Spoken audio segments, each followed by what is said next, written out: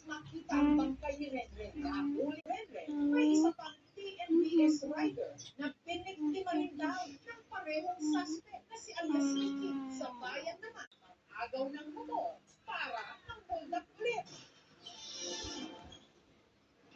Si alias Ricky nakakulong ngayon sa police station ng 13 Martires. Siya po ay sinampahan ng kaso, carnapping, tsaka yung Republic Act 10591, illegal possession of firearms. Sakit na mawalan din siya ng pamilya.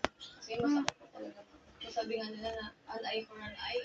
Ma'am, pero hindi namin hinihiling na gano'n. Pinagpapasadus na lang po namin lahat ang mangyayari sa kanya.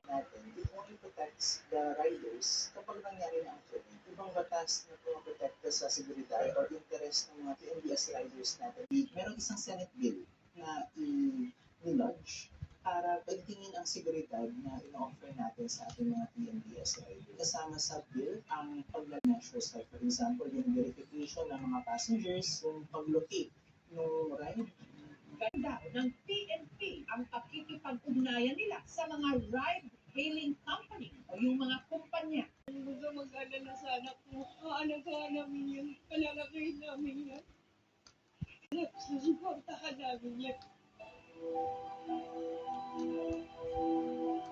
Asikasuhin namin yung gumawa sa'yo ng ganyan. Yung tumapos sa buhay mo.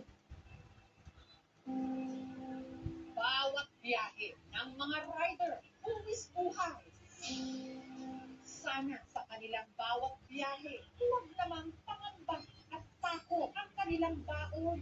Lalo't hangad lang naman nila serbisyo. At sa ilalim ng isang taniman sa Davao del Norte, may lihim na ilang taon nang nakabaon. May nakakulong pala roon na isang lalaki. Sino siya? At bakit ito nangyari sa kanya?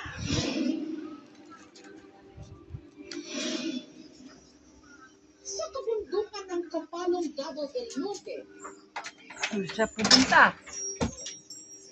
sa ilalim ng taniman, may isang butas. Si mga yan, no?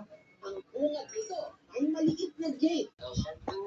Sino ang lalaki Oy, nagugas ako. Dahil sa ko magasan. ilalim ng lupa? At sino ang may hawak ng susi sa kanyang kalayaan?